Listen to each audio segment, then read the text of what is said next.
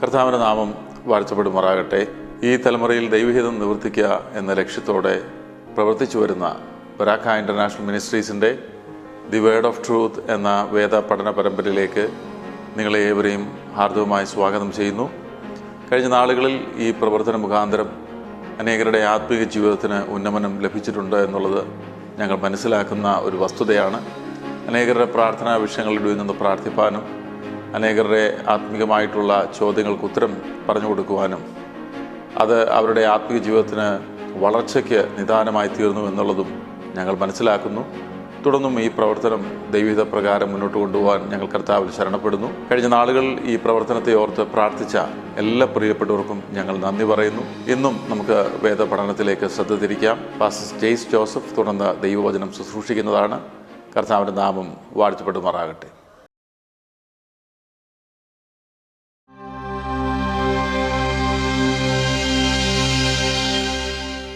ബരാക്ക international മിനിസ്ട്രീസിൻ്റെ word of truth പ്രോഗ്രാമിലേക്ക് നിങ്ങളെല്ലാവരെയും സ്വാഗതം ചെയ്യുന്നു. കർത്താവ് യേശുക്രിസ്തുവിൻ്റെ നാമത്തിലുള്ള സ്നേഹവന്ദനത്തെ അറിയിക്കുന്നു. നമ്മൾ ഇന്നലെ കണ്ടത് പത്രോസിൻ്റെ 1-ാം ലേഖനത്തിൽ 1-ാം അധ്യായത്തിലുള്ള ചില വാക്യങ്ങളാണ്. 9-ാം വാക്യം മുതൽ നമ്മൾ ഒന്നുകൂടെ ശ്രദ്ധിക്കാം. വിശ്വാസത്തിൻ്റെ അന്തമായ ആത്മരക്ഷ പ്രാപിക്കുക.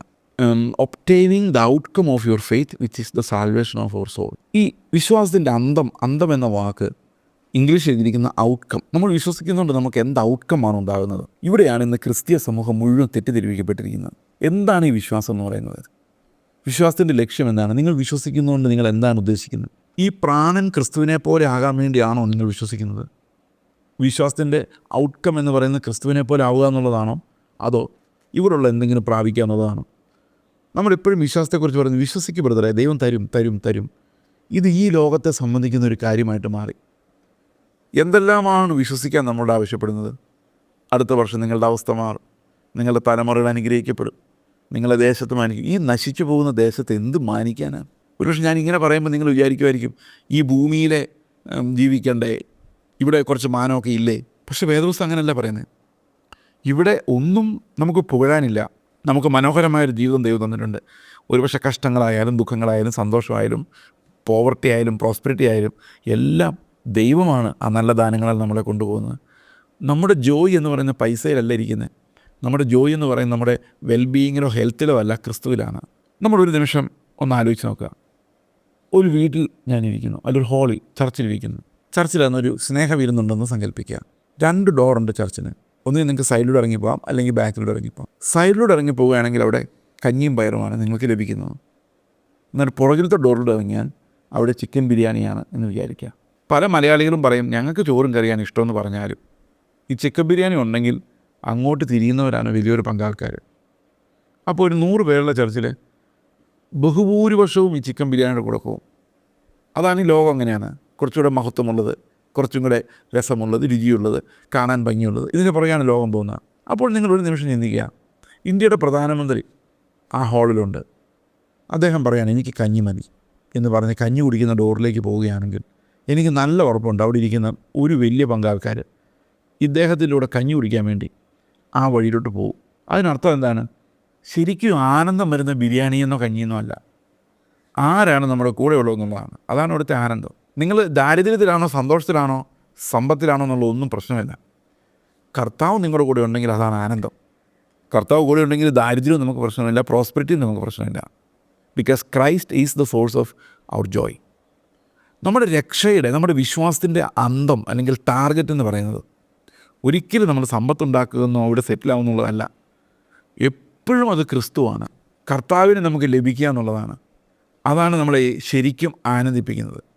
ഈ ലോകത്തെ മുഴുവൻ സൃഷ്ടിച്ച ദൈവം നമ്മുടെ കൂടെ ഉണ്ട് എന്ന് ഒരു നിമിഷം ആലോചിച്ച് നോക്കിക്കഴിഞ്ഞാൽ നമ്മുടെ ആ പ്രസൻസ്, ആ ദൈവത്തിൻ്റെ പ്രസൻസിലേക്ക് നമ്മൾ കടന്നു കഴിഞ്ഞാൽ നമ്മൾ ഒരു പ്രയാസവും നമുക്ക് പ്രയാസമായിട്ട് തോന്നുകയില്ല. Because the Lord completely satisfies us. We are completely satisfied in the Lord. Our presence is enough to make me happy, content. ഇത് പത്രോസിൻ്റെ ലേഖനം നമ്മളെ പ്രത്യേകിച്ച് പഠിപ്പിക്കുന്നൊരു കാര്യമാണ്. നമ്മുടെ വിശ്വാസം ലോകത്തിൽ എന്തെങ്കിലും നേടാൻ വേണ്ടിയുള്ള ചൂണ്ടയല്ല. നമ്മുടെ വിശ്വാസം എന്ന് പറയുന്നത് ക്രിസ്തുവിനെ നേടുന്നതിന് വേണ്ടിയുള്ള ദൈവികമായ ഒരു ഡൈമെൻഷനാണ്. പ്രിയ സഹോദരങ്ങളെ, പല ആൾക്കാരും ഞങ്ങൾ മിഷൻ ഫീൽഡിലായിരിക്കുന്ന സമയത്ത് പ്രത്യേകിച്ച് ആൾക്കാർ ചോദിക്കുമായിരുന്നു നിങ്ങൾ എങ്ങനെയാണ് ജീവിക്കുന്നത്? അപ്പോൾ ഞങ്ങൾ പറയും വിശ്വാസത്താലാണ് ജീവിക്കുന്നത്, ഞങ്ങളുടെ ആവശ്യങ്ങളൊന്നും ഞങ്ങൾ ആരോടും പറയാറില്ല. ഇതാണ് ബേസിക്കലി നമ്മൾ വിശ്വാസ ജീവിതം എന്നുള്ളതുകൊണ്ട് ഉദ്ദേശിക്കുന്നത്. വിശ്വാസ ജീവിതം എന്ന് പറഞ്ഞു കഴിഞ്ഞാൽ നമ്മുടെ ആവശ്യങ്ങൾ നമ്മൾ ആരോടും പറയുന്നില്ല, ദൈവം നമുക്ക് വേണ്ടതെല്ലാം തരുന്നു. അല്ലെങ്കിൽ രോഗം വന്നു കഴിഞ്ഞാൽ ഹോസ്പിറ്റലിൽ പോകുന്നില്ല. വിശ്വാസ ജീവിതമാണ്. ദൈവം സൗഖ്യം തരട്ടെ, ദൈവം തരും, ദൈവം സൗഖ്യം തരും എന്ന് ഞാൻ വിശ്വസിക്കുന്നു. അപ്പോൾ ഇവിടെ എന്താണ് നമ്മൾ ഈ വിശ്വാസം എന്നതുകൊണ്ട് ഉദ്ദേശിക്കുന്നത്? നമുക്ക് ആവശ്യമുള്ള ആഹാരം, നശിച്ചു പോകുന്ന കാര്യങ്ങളല്ലേ, വസ്ത്രം നശിച്ചു പോകുന്ന കാര്യങ്ങളാണ്, ആരോഗ്യം അത് നശിച്ചു പോകുന്ന കാര്യമാണ്. ഇതെല്ലാം ചൂണ്ടയിട്ട് പിടിക്കുന്ന ആ ചൂണ്ടയാണ് വിശ്വാസം എന്നാണ് പല ആൾക്കാരും വിചാരിച്ചിരിക്കുന്നത്. അതിനർത്ഥം ഈ വിശ്വാസം എന്ന് പറയുന്നത് നമുക്ക് ഈ ലോകത്തിൽ നമ്മൾ ജീവിച്ചു പോകാൻ വേണ്ടിയുള്ള ഒരു ആയുധമായിട്ടാണ് ആളുകൾ ഉപയോഗിക്കുന്നത്. അതും ഒരു വിശ്വാസമാണ്, പക്ഷേ രക്ഷാകരമായ വിശ്വാസം അതല്ല. രക്ഷാകരമായ വിശ്വാസം എന്ന് പറയുന്നത് ആ വിശ്വാസത്തിൻ്റെ അന്തം, അതിൻ്റെ ഔട്ട്കം എന്ന് പറയുന്നത് യേശുക്രിസ്തുവാണ്. നമ്മുടെ പ്രാണൻ്റെ രക്ഷയാണ്. നമ്മൾ യേശുവിനെ പോലെ ആകുന്നതാണ് നമ്മുടെ രക്ഷ എന്ന് പറയുന്നത്. അതാണ് അതിൻ്റെ glorious culmination or outcome of our faith. അപ്പോൾ വിശ്വാസ ജീവിതം എന്ന് പറഞ്ഞാൽ എന്താണ്? ഇനി ജീവിക്കുന്നത് ഞാനല്ല, ക്രിസ്തു അത്രേ എന്ന ഫെയ്ത്താണ്. ആ ഫെയ്ത്ത് എനിക്ക് തരുന്ന ക്രിസ്തുവിനെയാണ്. ഇനി ഞാനല്ലല്ലോ, ക്രിസ്തുവാണല്ലോ. ഇപ്പോൾ ക്രിസ്തു വേണമല്ലോ. ആ കർത്താവ് എനിക്ക് വേണ്ടി എന്നിൽ ജീവിക്കുന്നു, എന്നിൽ വസിക്കുന്നു, അവൻ്റെ ചിന്തകളിലേക്ക് ഞാൻ പ്രവേശിക്കുന്നു. ഇപ്പോൾ ഞാൻ സംസാരിച്ചുകൊണ്ടിരിക്കുമ്പോൾ കർത്താവ് എന്ത് പറയുമായിരുന്നു എന്നുള്ള തോട്ടിലേക്ക് ഞാൻ കടക്കുന്നു. ഇത് ശരിക്കും എങ്ങനെ സംഭവിക്കുന്നത്? ഇത് ആത്മാവിനെ സംഭവിക്കുന്നതാണ്. നമ്മുടെ വിശ്വാസം അതാണ്. ക്രിസ്തുവിനെ നേടേണ്ടതിന് ന്യായപ്രമാണത്തോടെ എൻ്റെ സ്വന്തം നീതിയല്ല, ക്രിസ്തുവിൽ വിശ്വസിക്കുന്നവർക്ക് ദൈവം നൽകുന്ന നീതി തന്നെ ലഭിച്ച് അവനിലിരിക്കേണ്ടതിന്. ഇതാണ് പൗലോസ് പറയുന്നത് ഫിലിപ്പിയ ലേഖനം 3:9. ക്രിസ്തുവിനെ നേടേണ്ടതിന്. അതാണ് വിശ്വാസത്തിൻ്റെ ഔട്ട്കം. അല്ലാതെ കുറച്ച് നാളത്തേക്ക് ജീവിക്കാനുള്ള പണമോ അല്ലെങ്കിൽ അങ്ങനെയുള്ള ഈ ലോകത്തിൽ നശിച്ചു പോകുന്ന ഒരു കാര്യവുമല്ല നമ്മൾ വിശ്വാസത്താൽ നേടുന്നത്. അപ്പോൾ വിശ്വാസത്തിൻ്റെ അന്തമായ ആത്മരക്ഷ പ്രാപിക്കുകയും പറഞ്ഞു തീരാത്തതും മഹിമയുള്ളതുമായ സന്തോഷത്തോടെ ആനന്ദിക്കുകയും ചെയ്യുന്നു. അപ്പോൾ ഇതൊരു വലിയ കൃപയാണ് എന്ന് പത്രോസോട് പറയുകയാണ്. ഇങ്ങനൊരു കൃപ, ദൈവത്തെ അനുഭവിക്കാനുള്ള കൃപ, ദൈവത്തെ സ്വന്തമായി ലഭിക്കുന്നൊരു കൃപ. ദൂരസ്ഥരായിരുന്നു നമ്മൾ വളരെയധികം, കർത്താവുമായിട്ടൊരു ബന്ധമില്ലാത്തവരും, ഇസ്രായേൽ പൗരത്വമില്ലാത്തവരും, ഒരു ഉടമ്പടിയുടെയും ഭാഗമല്ലാത്തവരും, അന്യരും പരദേശികളുമായിരുന്നു കർത്താവിൻ്റെ രാജ്യത്തിൽ. എന്നാൽ എന്ത് സംഭവിച്ചു? വലിയൊരു കൃപ നമ്മൾ പ്രാപിച്ചിരിക്കുന്നു. ഈ കൃപയാൽ നമ്മൾ കർത്താവിൻ്റെ മക്കളായി മാറിയിരിക്കുന്നു. അത് നമുക്കായി മരിക്കുകയും നമ്മളെ വീണ്ടെടുക്കുകയും നമ്മളെ ദൈവമക്കളാക്കുകയും നമ്മൾ വിശുദ്ധരാക്കുകയും അവൻ്റെ ശക്തിയാൽ നമ്മൾ അന്ത്യം വരേക്ക് ആക്കുകയും ക്ഷയം, മാലിന്യം, വാട്ടമൊന്നുമില്ലാത്തൊരു അവകാശത്തിനായി നമ്മളെ വീണ്ടും ജനിപ്പിക്കുകയും ചെയ്തിരിക്കുന്നു. എന്നിട്ട് നമ്മളെ വിവിധമായ പരീക്ഷകളിലൂടെ കടത്തിവിടുന്നു. ഈ പരീക്ഷകളിലൂടെ എല്ലാം നമ്മുടെ വിശ്വാസത്തെ ഉറപ്പിക്കുന്നു. നമ്മൾ ധൈര്യമുള്ളവരായി മാറുന്നു, ആനന്ദിക്കുന്നവരായി മാറുന്നു. അങ്ങനെ കർത്താവിനുള്ള സ്നേഹം നമ്മുടെ ഉള്ളിലുണ്ടാകുന്നു. 9-ാം വാക്യത്തിൽ പറയുന്നു, ഇത് നമ്മുടെ ആത്മരക്ഷ പ്രാപിക്കുന്നവരെയും നമ്മൾ ക്രിസ്തുവിനെ പോലെ ആയി തേജസ്കരിക്കപ്പെട്ട് രൂപാന്തരപ്പെടുന്നതുവരെയും ഈ വിശ്വാസത്തിൻ്റെ ഫലം നമ്മൾ കാത്തുകൊണ്ടേയിരിക്കും. എന്നിട്ട് പറയുകയാണ് 10-ാം വാക്യത്തിൽ, നിങ്ങൾക്ക് വരുവാനിരിക്കുന്ന ഈ കൃപയെക്കുറിച്ച് പ്രവചിച്ച പ്രവാചകന്മാർ ഈ രക്ഷ ആരാഞ്ഞ് അന്വേഷിച്ചിരുന്നു. ഇപ്പോൾ പ്രവാചകന്മാർ നേരത്തെ തന്നെ പറഞ്ഞു ഇങ്ങനൊരു സംഭവം വരാൻ പോകുന്നു. ദൈവം നമ്മോടുകൂടെ വസിക്കുന്ന ഒരു സമയം വരാൻ പോകുന്നു. ദൈവം അവൻ്റെ ഹൃദയത്തെ നമുക്ക് തരുന്ന, അവൻ്റെ കൽപ്പനകളെ നമ്മുടെ ഹൃദയത്തിൽ എഴുതുന്ന ഒരു സമയം വരാൻ പോകുന്നു. അവരിലുള്ള ക്രിസ്തുവിൻ്റെ ആത്മാവ് ക്രിസ്തുവിന് വരേണ്ടിയിരുന്ന കഷ്ടങ്ങളെയും പിൻവരുന്ന മഹിമയും മുമ്പിൽ കൂട്ടി സാക്ഷീകരിച്ചപ്പോൾ സൂചിപ്പിച്ച സമയം ഏതോ എങ്ങനെയോ ഉള്ളത് എന്ന് പ്രവാചകന്മാർ ആരാഞ്ഞു നോക്കി തങ്ങൾക്കായിട്ടല്ല നിങ്ങൾക്കായിട്ടത്ര തങ്ങളെ ശുശ്രൂഷ ചെയ്യുന്നവർക്ക് വെളിപ്പെട്ടു. അപ്പം അവരുടെ ഉള്ളിൽ ക്രിസ്തുവിൻ്റെ ആത്മാവ് ഉണ്ടായിരുന്നു. അവർ കണ്ട കാഴ്ചകൾ വെച്ച് അവർ മനസ്സിലാക്കി യേശുക്രിസ്തു വരുമെന്നും അവൻ കഷ്ടങ്ങളിലൂടെ കടന്നു പോകുന്നു, വലിയൊരു മഹിമയിലേക്ക് പ്രവേശിക്കുമെന്നും പ്രവാചകന്മാർ മുന്നമേ കണ്ടിരുന്നു. ഇപ്പോൾ പ്രവാചകന്മാർക്ക് എന്തുണ്ടായിരുന്നതുകൊണ്ട് അത് കണ്ടത്? ക്രിസ്തുവിൻ്റെ ആത്മാവ് ഉണ്ടായിരുന്നതുകൊണ്ടാണ്. ഇന്നത്തെ പ്രവാചകന്മാർക്ക് കൂടുതലും ലോകത്തിൻ്റെ ആത്മാവാണ്. അവർ കാണുന്ന മുഴുവൻ ലോകത്തിൻ്റെ മഹത്വമാണ്. നിന്നെ ഉയർത്തുന്ന ദൈവം, നിന്നെ ലോകത്ത് മാനിക്കുന്നത് ലോകത്തിൻ്റെ സ്പിരിറ്റാണ്. എന്നാൽ ഈ പ്രവാചകന്മാർക്ക് എന്തുകൊണ്ടാണ് അവരങ്ങനെ അല്ലാതിരുന്നതിൻ്റെ കാരണം ക്രിസ്തുവിന് വരാനിരിക്കുന്ന കഷ്ടങ്ങളും അവന് വരാനിരിക്കുന്ന മഹിമയെല്ലാം ദൈവം അവർക്ക് കാണിച്ചു കൊടുത്തു. കാരണം അവരുടെ ഉള്ളിൽ ക്രിസ്തുവിൻ്റെ ആത്മാവ് ഉണ്ടായിരുന്നുകൊണ്ട് അവരത് ഗ്രഹിച്ചു. ഈ പ്രവാചകന്മാർ ഗ്രഹിച്ചു എന്ന് മാത്രമല്ല, അപ്പോൾ പഴയ നിയമ പ്രവാചകന്മാർക്കെല്ലാം ഉണ്ടായിരുന്ന എന്താണ്? ക്രിസ്തുവിൻ്റെ ആത്മാവ് തന്നെയാണ്. അത് അഭിഷേകം എന്ന രീതിയിലാണ് വന്നിരുന്നതെന്ന് മാത്രം. അത് ഉള്ളിൽ ജീവിക്കുകയായിരുന്നില്ല. അവരോട് സംസാരിക്കാനുള്ള വാക്കുകൾ അവർക്ക് നൽകുക മാത്രമാണ് ചെയ്തത്. അപ്പോൾ അവർ എപ്പോൾ സംഭവിക്കാനുള്ളതാണെന്ന് അവർ ആരാഞ്ഞു നോക്കിയപ്പോൾ അവർക്ക് മനസ്സിലായി ഇത് അവരുടെ കാലത്തല്ല സംഭവിക്കാൻ പോകുന്നത്, ഇത് നമ്മുടെ കാലത്ത്, വിശ്വസിക്കുന്നവരുടെ കാലത്ത് ആണ് സംഭവിക്കാൻ പോകുന്നതെന്ന് അവർക്ക് മനസ്സിലായി. അപ്പോൾ എന്താണ് അവർ പറയുന്നത്? പ്രവാചകന്മാർ ആരാഞ്ഞു നോക്കിയപ്പോൾ തങ്ങൾക്കായിട്ടല്ല നിങ്ങൾക്കായിട്ടത്രേ തങ്ങളെ ശുശ്രൂഷ ചെയ്യുന്നതെന്ന് അവർക്ക് വെളിപ്പെട്ടു. അപ്പോൾ ഈ കാലഘട്ടത്തിലാണ് അത് വരാനിരിക്കുന്ന പ്രവാചകന്മാർ മുൻകൂട്ടി പറഞ്ഞു. സ്വർഗത്തിൽ നിന്ന് അയച്ച പരിശുദ്ധാത്മാവിനാൽ നിങ്ങളുടെ സുവിശേഷം അറിയിച്ചവർ അതിപ്പോൾ നിങ്ങളെ ഗ്രഹിപ്പിച്ചിരിക്കുന്നു. അതിലേക്ക് ദൈവദൂതന്മാരും കുനിഞ്ഞു നോക്കാൻ ആഗ്രഹിക്കുന്നു. അപ്പോൾ ഇതെന്ന് നടക്കും, എപ്പോൾ നടക്കും, ആർക്ക് വേണ്ടിയാണ് എന്ന് ഉറ്റുനോട്ടം ഈ പ്രവാചകന്മാർ ചെയ്തിരുന്നു, ദൂതന്മാരും ഉറ്റുനോക്കിക്കൊണ്ടിരിക്കുന്നു. ഇത്ര വലിയൊരു രക്ഷ എങ്ങനെയാണ് ഇത് അവതരിപ്പിക്കാൻ പോകുന്നത്, ആർക്കാണ് ഇത് കിട്ടാൻ പോകുന്നത്, ആരാണ് ദൈവപുത്രന്മാർ, സൃഷ്ടിയും ഇത് ഈറ്റുന്നും കൂടെ കാത്തിരിക്കുന്നു, ആരാണ് ദൈവപുത്രന്മാരെന്ന് വെളിപ്പെടുന്ന ഒരു സമയത്തിന് വേണ്ടി. പ്രിയ സഹോദരങ്ങളെ, ഈ അന്ത്യകാലത്ത് നിങ്ങൾ ഒരിക്കലും ഈ കള്ളപ്രവാചകന്മാരുടെ പിടിയിൽപ്പെട്ടുപോയി ക്രിസ്തുവിൻ്റെ ആത്മാവില്ലാത്ത പ്രവാചകന്മാർ ലോകത്തെക്കുറിച്ച് പ്രവചിക്കുമ്പോൾ അതിൻ്റെ പുറകെ പോയി സത്യം ആ പ്രവാചകൻ പറഞ്ഞത് എന്ത് കറക്റ്റാണ് എന്നൊക്കെ പറഞ്ഞുകൊണ്ട് അതിൻ്റെ പുറകെ പോകരുത്. അവർ പലതും സത്യമായിരിക്കും പറയുന്നത്, പക്ഷേ അവർ ക്രിസ്തുവിൻ്റെ ആത്മാവുള്ളവരല്ല. കാരണം ക്രിസ്തുവിലേക്കല്ല, ലോകത്തിലെ വിജയങ്ങളിലേക്കാണ് അവർ നിങ്ങളെ നയിക്കുന്നത്. 13-ാം വാക്യത്തിലേക്ക് വരുമ്പോൾ പത്രോസ് പറയുന്നു, ആകയാൽ നിങ്ങളുടെ മനസ്സുറപ്പിച്ച് നിർമ്മതരായി യേശുക്രിസ്തുവിൻ്റെ പ്രത്യക്ഷതയിൽ നിങ്ങൾക്ക് വരുവാനുള്ള കൃപയിൽ പൂർണ്ണ പ്രത്യാശ വെച്ചുകൊള്ളുക. നിർമ്മതരായി എന്ന് പറയുമ്പോൾ മതമില്ലാത്തവരായി എന്നുള്ളതാണ് ഉദ്ദേശിക്കുന്നത്. മതം എന്ന് പറഞ്ഞാൽ അതിൻ്റെ അർത്ഥം മതമല്ല, മതം പൊട്ടുക, ആ മതം. ഈ മതം എന്ന് പറഞ്ഞാൽ അതിൻ്റെ അർത്ഥം നമ്മൾ എന്തെങ്കിലും ഒരു വികാരത്താലോ ആഗ്രഹത്താലോ മോഹത്താലോ സ്വാധീനിക്കപ്പെടുക എന്നുള്ളതാണ്. മതം പൊട്ടുക എന്ന് പറഞ്ഞു കഴിഞ്ഞാൽ ആ വികാരം എന്താണോ അതിനാൽ സ്വാധീനിക്കപ്പെടുന്നു. അപ്പം നമ്മൾ നിർമ്മതരായിരിക്കേണ്ടത് ആവശ്യമാണ്. എന്തുകൊണ്ടാണ്? നമ്മുടെ മനസ്സിൽ മതമുണ്ടായാൽ, അത് എന്തെങ്കിലും ഔട്ട്സൈഡ് സ്വാധീനമുണ്ടായാൽ, സോബ്രേറ്റ് നഷ്ടപ്പെടുത്തിയാൽ, അതാണ് നമ്മുടെ സോബർ മൈൻഡഡ്നെസ് അതില്ലാതായി പോയാൽ, ഉറച്ച വ്യക്തമായ തീരുമാനങ്ങൾ എടുക്കാവുന്ന കാണാവുന്ന മൈൻഡുണ്ട്, ദൈവത്തിൻ്റെ ശബ്ദം കേൾക്കുന്നൊരു മനസ്സ്, അതിൽ മതം കയറിയാൽ ദൈവത്തിൻ്റെ ശബ്ദം കേൾക്കുകയില്ല. പലപ്പോഴും ആൾക്കാർ ചോദിക്കാറുണ്ട്, കർത്താവ് തന്നെയല്ലേ കാനായിലെ കല്യാണത്തിന് വെള്ളം വീഞ്ഞാക്കി കൊടുത്തത്, പിന്നെ എന്താണ് വീഞ്ഞു കുടിക്കരുത് എന്നൊക്കെ ഇവിടെ എഴുതിയിരിക്കുന്നത്? എന്തുകൊണ്ടാണ് ക്രിസ്ത്യാനി കള്ളു കുടിച്ചാൽ എന്താ കുഴപ്പം എന്ന് ചോദിക്കുന്ന പല ആൾക്കാരുണ്ട്. അതിന് പ്രധാനപ്പെട്ട കാരണം വീണ്ടും ജനിച്ച ഒരാളുടെ മേൽ ദൈവത്തിൻ്റെ ആത്മാവ് അധിവസിക്കുന്നു എന്നുള്ളതാണ്. അവൻ്റെ ഉള്ളിൽ നിന്ന് ദൈവത്തിൻ്റെ ആത്മാവ് സംസാരിക്കുമ്പോൾ 100% മതമില്ലാതെ ക്ലിയർ മൈൻഡിൽ മാത്രമേ ആ മന്ദസ്വരം കേൾക്കാൻ നമുക്ക് സാധിക്കുകയുള്ളൂ. ഒരിത്തിരി പോലും അവിടെ മതം ചെല്ലാൻ പാടില്ല, ലഹരി ഉള്ളത് ചെല്ലാൻ പാടില്ല. കാരണം നമുക്ക് കർത്താവിൻ്റെ ശബ്ദം തിരിച്ചറിയാൻ പറ്റാതെ പോകും. അതുകൊണ്ട് തന്നെയാണ് ആത്മാവുള്ള ഒരാൾക്ക് ഒരിക്കലും ലഹരി പിടിക്കാൻ പറ്റത്തില്ല. ഈ ലഹരി എന്ന് പറയുന്നത് കള്ള് മാത്രമല്ല, എന്തുമാകാം. പലർക്കും പലതാണ് ലഹരി. ഗേൾ, ഗോഡ് ആൻഡ് ഗ്ലോറി, ഇത് ഓരോന്നും ലഹരിയായിട്ട് മാറാം. നമ്മുടെ ഈ ലോകത്തിൽ എന്തിനാൽ സ്വാധീനിക്കപ്പെടുന്നു, നമ്മുടെ തീരുമാനങ്ങൾ എന്തിനാൽ സ്വാധീനിക്കപ്പെടുന്നു, നമ്മൾ എന്തിനടിമയായിരിക്കുന്നോ, അതാണ് ഈ മതം എന്ന് പറയുന്നത്.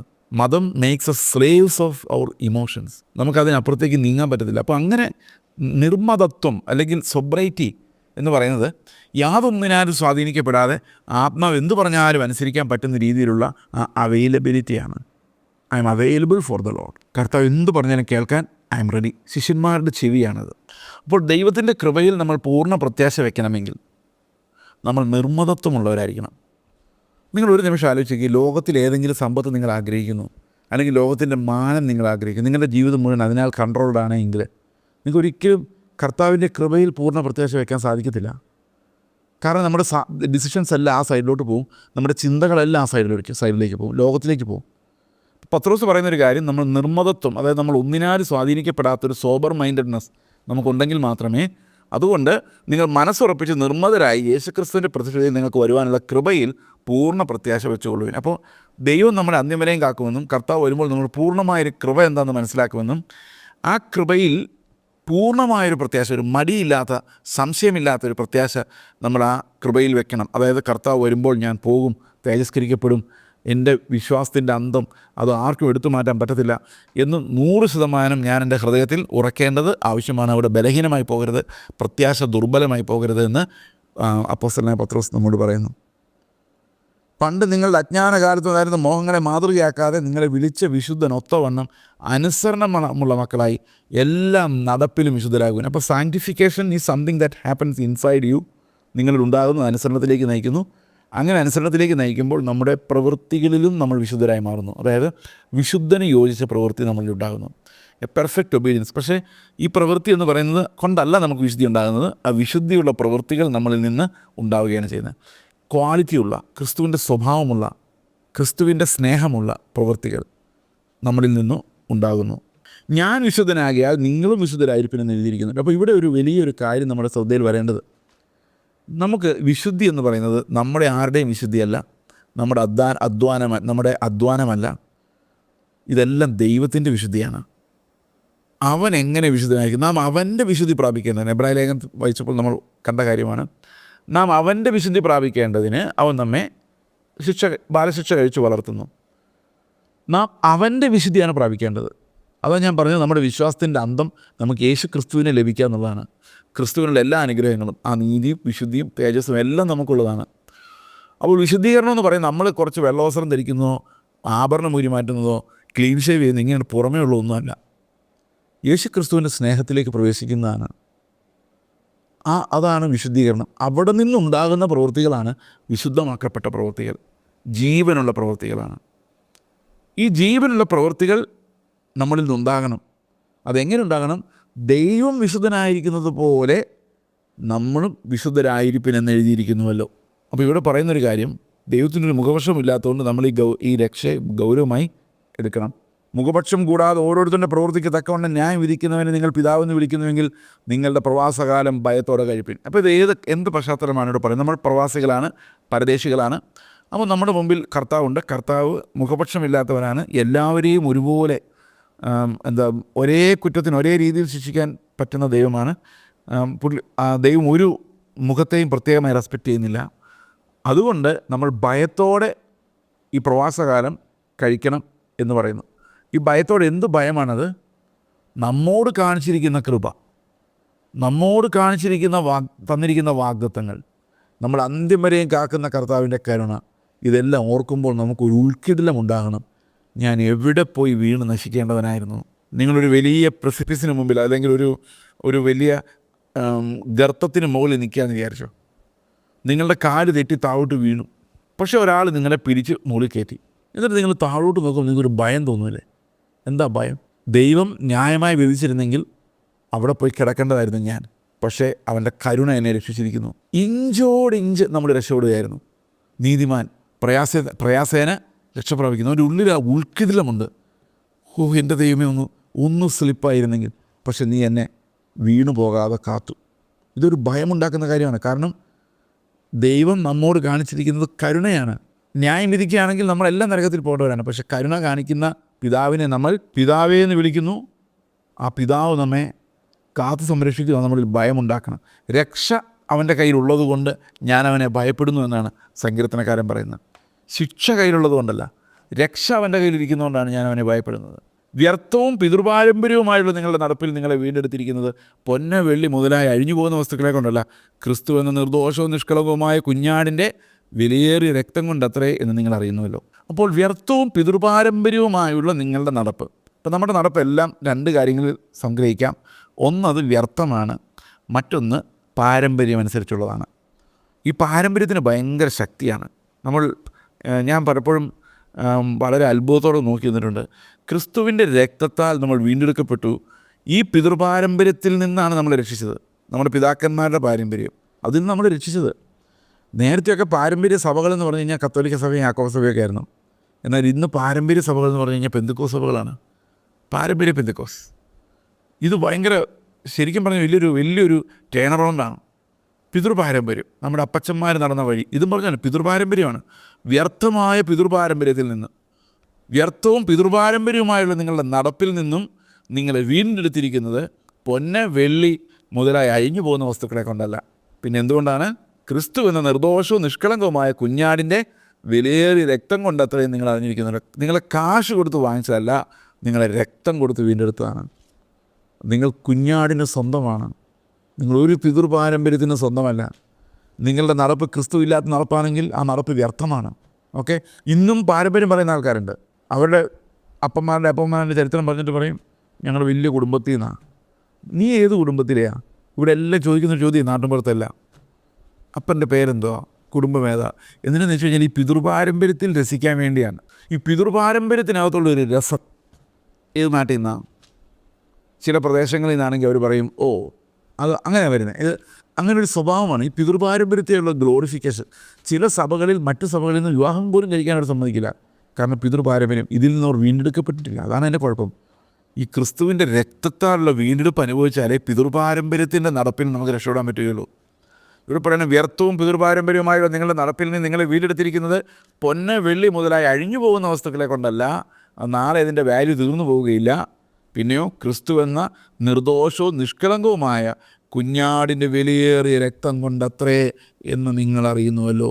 അപ്പോൾ ഈ രക്തത്താലുള്ള വീണ്ടെടുപ്പ് നിങ്ങൾക്ക് ലഭിച്ചിട്ടുണ്ടെങ്കിൽ നിങ്ങൾക്ക് പിതൃപാരമ്പര്യം അനുസരിച്ച് നടക്കാൻ സാധിക്കില്ല.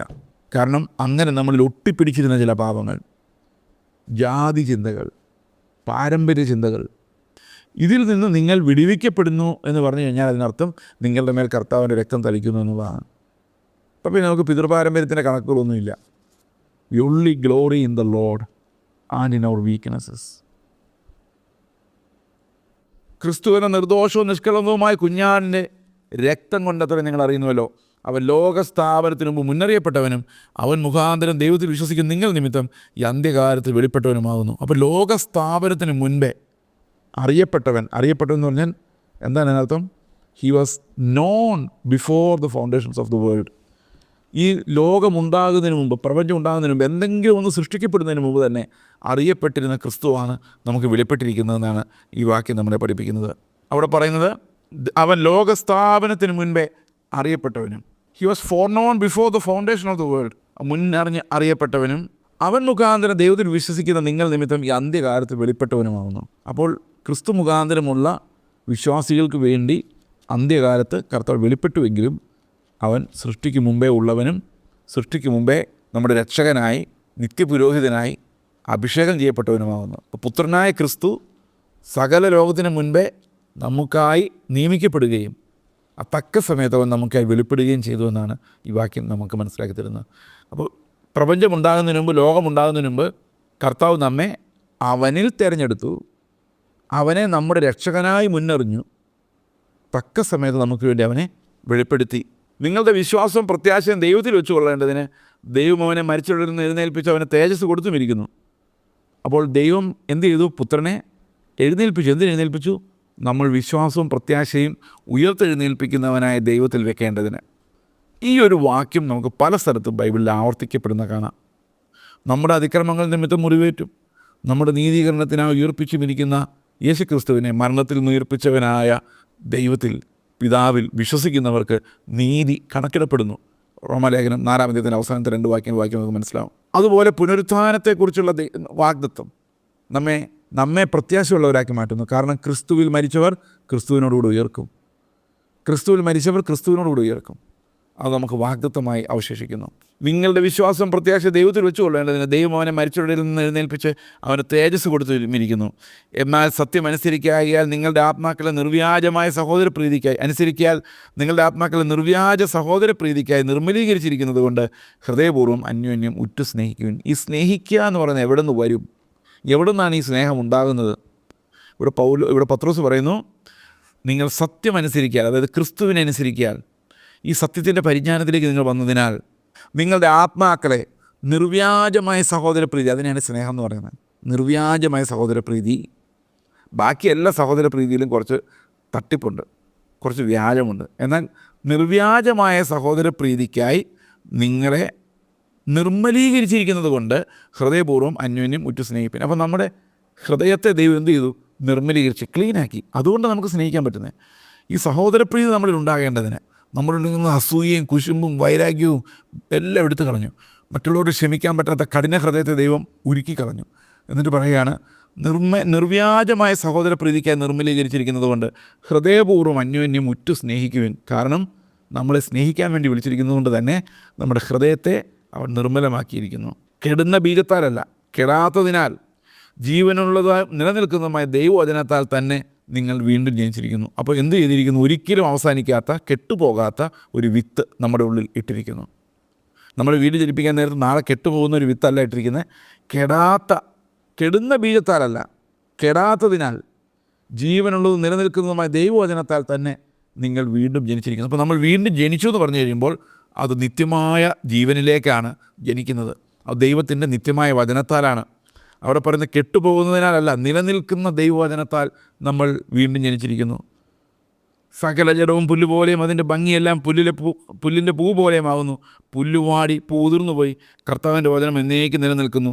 അതാകുന്നു നിങ്ങളോട് പ്രസംഗിച്ച വചനം. അപ്പോൾ നമ്മൾ കേൾക്കുന്ന സുവിശേഷം എന്താണ്? ഇന്ന് മിക്കവാറും കേൾക്കുന്നതെല്ലാം നശിച്ചു പോകുന്ന പുല്ലിനെക്കുറിച്ചാണ്. ഈ നശിച്ചു പോകുന്ന പുല്ലിനെക്കുറിച്ചുള്ള പ്രസംഗങ്ങൾക്കെല്ലാം ഒരു പ്രോബ്ലമുണ്ട്. കുറേ നാൾ കഴിയുമ്പോൾ അതിൻ്റെ എല്ലാ പ്രസക്തിയും തീരും. രോഗം മാറി, ക്ഷീണം മാറി, അസ്വസ്ഥത മാറി. പക്ഷേ നിങ്ങളുടെ രോഗം വന്ന് മരിക്കും. പക്ഷേ വേദവചനം അങ്ങനെയല്ല പറയുന്നത്. വേദവചനം പറയുന്നത് പുല്ല് പോലുള്ളതല്ല, കെടുന്നതല്ല, കെടാത്തതിനാൽ നമ്മുടെ ഉള്ളിൽ ഇട്ടിരിക്കുന്ന വിത്ത് ഒരിക്കലും കെട്ടുപോകുന്ന വിത്തല്ല, അത് കെടാതെ അങ്ങനെ കിടന്ന് നമുക്ക് നിത്യജീവൻ തന്നുകൊണ്ടിരിക്കും. അങ്ങനൊരു വീണ്ടും ജനനത്തിലേക്ക് ദൈവം നമ്മെ നയിച്ചിരിക്കുന്നു. ഈ ദൈവവചനം ജീവനുള്ളതും നിലനിൽക്കുന്നതുമാണ്. അതുകൊണ്ട് നമുക്ക് പ്രത്യാശയോടെ വിശ്വാസത്തോടെ നമ്മുടെ വിശ്വാസത്തിൻ്റെ അന്തമായ രക്ഷകനായ ക്രിസ്തുവിലേക്ക് നമുക്ക് നോക്കാം. ഇവിടെ പറയുന്ന സകല ജലവും പുല്ല് പോലെയും അതിൻ്റെ ഭംഗിയെല്ലാം പൂ പോലെയും ആകുന്നു. അപ്പോൾ ഭംഗിയുള്ള ജലമാണെങ്കിൽ പൂവുള്ള പുല്ല്, അത്ര ഭംഗിയൊന്നും ഇല്ലെങ്കിൽ വെറും പുല്ല് കുറച്ച് ദിവസം നിൽക്കും, അതിലും കുറച്ച് ദിവസം നിൽക്കുള്ളൂ. അപ്പം വെറും പുല്ല്, നമ്മൾ സാധാരണ പറയില്ലേ വെറും പുല്ല് പോലെ, എനിക്ക് വെറും പുല്ലാന്ന് പറയുന്നത്. അത്രയേ ഉള്ളൂ മനുഷ്യൻ്റെ ജീവിതം. ഇനി ഇത്തിരി രസമുള്ള കാണാൻ ഭംഗിയുള്ള ലൈഫാണെങ്കിൽ അതിനറ്റത്തൊരു പൂവും കൂടെ ഉണ്ടെന്നേ ഉള്ളൂ. ഈ പൂ ഉതിർന്നു പോവും, പുല്ല് വാടിപ്പോവും. കർത്താവിൻ്റെ വചനത്താൽ വീണ്ടും ജനിച്ചവർ മാത്രം നിലനിൽക്കും. ബാക്കിയുള്ള ലോകത്തിൻ്റെ മഹത്വം എല്ലാം ഉതിർന്നു പോകും. പ്രിയ സഹോദരങ്ങളെ, എന്താണ് നമ്മുടെ വിശ്വാസത്തിൻ്റെ അന്തം? എന്താണ് നമ്മുടെ വിശ്വാസത്തിൻ്റെ ടാർഗറ്റ്? അത് കർത്താവിൻ്റെ വചനമാണ്. അത് നിലനിൽക്കുന്ന ക്രിസ്തുവാണ്. ജീവൻ്റെ പ്രത്യാശയായ ക്രിസ്തു നിങ്ങളെ അനുഗ്രഹിക്കുമാറാകട്ടെ. നമുക്ക് പ്രാർത്ഥിക്കാം. ഞങ്ങളുടെ സ്വർഗ്ഗസ്ഥ പിതാവേ, പുല്ലിലെ പൂ പോലെ ഉതിർന്നു പോകുന്ന ഈ ലോകത്തിലെ സമ്പത്തിന് വേണ്ടിയല്ല, മിന്നി വിളങ്ങുന്ന ഈ ലോകത്തിൻ്റെ മഹത്വത്തിന് വേണ്ടിയല്ല കർത്താവെ, അങ്ങയുടെ പുത്രനെ ഞങ്ങൾക്ക് ലഭിക്കേണ്ടതിന്, അങ്ങയുടെ പുത്രനെ പോലെ ആകേണ്ടതിന്, അങ്ങയുടെ വിശുദ്ധീകരണം ഞങ്ങൾ പ്രാപിക്കേണ്ടതിന് ഞങ്ങളെ തന്നെ അവിടുത്തെ കരങ്ങളിൽ സമർപ്പിക്കുന്നു. കർത്താവെ, അങ്ങയുടെ ആത്മാവ് ഞങ്ങളെ വിശുദ്ധീകരിക്കണമേ. ആ വിശുദ്ധിയുടെ പ്രവൃത്തിയിൽ ഞങ്ങൾ ഉണ്ടാകുവാൻ സഹായിക്കണമേ. കർത്താവായ യേശു ക്രിസ്തുവിൻ്റെ നാമത്തിൽ തന്നെ ആമേൻ.